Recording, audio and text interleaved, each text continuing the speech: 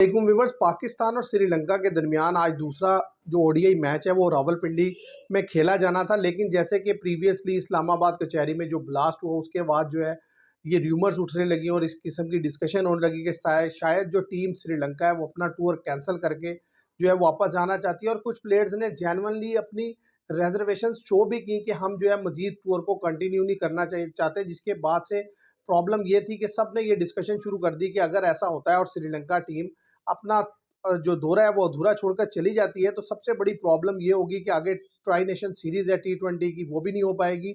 और फिर जो मैसेज जाएगा दुनिया भर में वो बड़ा नेगेटिव जाएगा और फिर कोई और टीम भी आते हुए 100 दफ़ा सोचेगी, क्योंकि आपको याद होगा कि पहले भी जब 2009 में जब श्रीलंका की टीम पर अटैक हुआ था तो उसके बाद एक लंबे अरसे के लिए क्रिकेट बंद हो गई थी, लेकिन अभी उस तरीके की तो कोई ऐसी चीज़ नहीं हुई थी। लेकिन इवन देन ज़ाहिर है रिजर्वेशन उन्होंने अपनी शो कर दी थी, तो जिसको लेकर सब ने मैं समझता हूँ फिंगर क्रॉस रखी हुई थी कि क्या डिसीजन आता है श्रीलंका बोर्ड की तरफ से।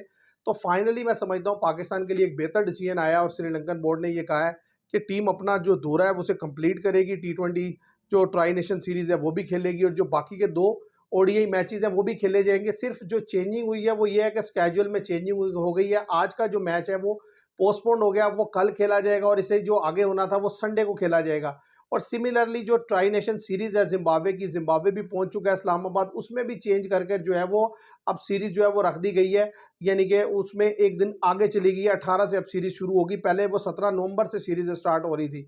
तो मैं समझता हूँ ये एक अच्छी और ज़बरदस्त खबर है पाकिस्तान की क्रिकेट के लिए। अदरवाइज़ जो है आपको पता है अगर श्रीलंका डिसाइड कर लेता वापस जाने का तो मेरा ख्याल है बड़ा डैमेजिंग होना था पाकिस्तान की क्रिकेट के लिए।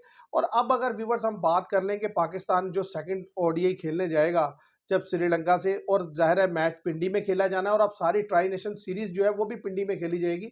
तो पिंडी की पिच ने एक बात तो साबित किया है कि अगर आप पहले खेलकर अच्छा रन्स बोर्ड पर लगा देते हैं तो सेकंड टाइम वाले के लिए भी आप प्रॉब्लम खड़ी कर सकते हैं अच्छी बॉलिंग से। लेकिन मैं समझता हूँ ड्यू फैक्टर से कहीं ना कहीं आपको एडवांटेज रहता है। श्रीलंका उसको उतने अच्छे से यूटिलाइज नहीं कर सका सेकंड बैटिंग करके, लेकिन अगर पाकिस्तान नेक्स्ट ओडीआई में टॉस जीतता है तो मैं समझता हूँ कि पाकिस्तान को ऐसी गलती नहीं करनी चाहिए कि पाकिस्तान जो है वो क्या कहते हैं खुद बैटिंग करके और श्रीलंका को जो है वो सेकंड टाइम खिलाए, क्योंकि हर दफ़ा ऐसा नहीं होगा कि श्रीलंका चेज़ नहीं कर पाए, वो चेज़ करने की बिल्कुल पोजीशन में होगा। और आपने देखा कि पहले ओडीआई में हमारे टॉप ऑर्डर बुरी तरह कोलैप्स हुआ, लेकिन फिर सलमान अली आगा और हुसैन तल्लत ने बड़े ज़बरदस्त रिकवरी की और इतना रन्स बोर्ड पर लगा दिया, जो कि मैं समझता हूँ कि पाकिस्तान के लिए बड़ा ही अनबिलीवेबल है कि हमारा जब इतना बुरी तरह टॉप ऑर्डर क्रैश करे तो फिर हम इतना रन्स बोर्ड पर नहीं लगा सकते।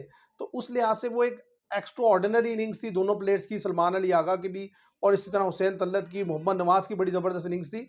तो पाकिस्तान इस वजह से, और फिर हारिस रऊफ का जो कमबैक हुआ है, उन्होंने 4 विकेट्स निकाले जब जब वो स्पेल करने के लिए आए। एक्सपेंसिव तो वो रहते हैं लेकिन विकेट निकाल के उन्होंने दिए तो पाकिस्तान ये मैच जीत पाया। अब जब सेकंड ओडीआई मैच आने वाला है उसमें बड़ा ज़बरदस्त मैं समझता हूँ मुकाबला होगा और टॉस एक दफ़ा फिर बड़ा इंपॉर्टेंट रोल प्ले करेगा। और पाकिस्तान की तरफ से मैं समझता हूँ कि अबरार अहमद एक तब्दीली जो कि होनी चाहिए टीम में, वो डेफिनेटली नसीम शाह की जगह जो है वो आपको अबरार को खिलाना चाहिए। और इसके अलावा जो बाकी आपने टीम उतारी थी वो टीम एज इट इज़ जानी चाहिए, क्योंकि अबरार वो बॉलर है जो कि मुसलसल आपकी जीत में अपना रोल प्ले कर रहा है और जब भी आप उसको आजमाते हैं खिलाते हैं वो सामने वाली टीम के लिए प्रॉब्लम क्रिएट करता ही करता है और विकेट लेकर देता है। तो ऐसे बॉलर को मुझे नहीं समझ आती कि आप उसको कैसे साइडलाइन कर सकते हैं। और या तो पिच इस तरीके की हो कि जो कि बहुत ज़्यादा सीमर फ्रेंडली हो, फिर तो समझ आता है कि आप 4-4 फास्ट खिलाएं। तो यहाँ पर ऐसे तो सिचुएशन नहीं है। श्रीलंका आप देखें हसरंगा ने बेहतरीन बॉलिंग की थी और अभी आपने सेकंड टाइम बॉलिंग की, अगर आप फर्स्ट टाइम बॉलिंग करेंगे तो स्पिनर का रोल और भी ज़्यादा इंपॉर्टेंट हो जाएगा। तो मुझे लगता है कि अबरार को कल के मैच में मुझे आप लोग खेलता हुआ देखेंगे और पाकिस्तान चाहेगा कि वो कल ही जो है वो श्रीलंका को डिफीट करके दे के सीरीज को रैप अप कर दे। लेकिन जिस तरीके की क्रिकेट श्रीलंका ने पहले ओडीआई में खेली, बड़ा कंपेटिटिव मुकाबला रहा, ज़बरदस्त मुकाबला था, मैं कहता हूँ टच एंड गो था। कुछ क्रूशियल मोमेंट पर श्रीलंका ने गलतियां की जिसकी वजह से पाकिस्तान ने जीत अपने नाम की। और जाहिर है क्रेडिट देना होगा पाकिस्तान को कि पाकिस्तान ने भी सिचुएशन के अकॉर्डिंग जो है बड़ी ज़बरदस्त क्रिकेट खेली, वरना जहां पर टॉप ऑर्डर निकला था अगर वहां पर श्रीलंका जो है एक आधी विकेट लेने में कामयाब हो जाता तो पाकिस्तान इतना रन ही ना कर पाता जो श्रीलंका के लिए प्रॉब्लमेटिक होता। और दूसरी तरफ श्रीलंका की गलतियां ये थी कि उनके बैटर्स ने स्टार्ट तो सबने लिया, चाहे समारा विक्रमा हो, चाहे क्या कहते हैं चरिता असलांका हो, कुशाल मेंडिस हो, कमिल मिश्रा हो, रन्स यानी कि सब ने किए 20-20 30-30, लेकिन कोई बड़ी इनिंग्स नहीं खेल सका, सिर्फ हसरंगा ने 59 किए। तो अब देखना ये है कि सेकंड ओडीआई में क्या वो अपनी गलतियों पर काबू पाकर आते हैं और पाकिस्तान ने जो प्रीवियसली जो टॉप ऑर्डर कोलैप्स हुआ था, क्या उससे कुछ सबक सीखा है और वो उसे बेहतरी करने की कोशिश करेंगे? तो उम्मीद करते हैं कि पाकिस्तान का टॉप ऑर्डर क्लिक करेगा, बाबर आज़म क्लिक करेंगे और इनके साथ-साथ फ़खर ज़मान के लिए जो है वो बैटिंग से रन्स आना बड़ा ज़रूरी है, क्योंकि वो भी कोई खातिर-ख़ाह रन्स नहीं कर पा रहे।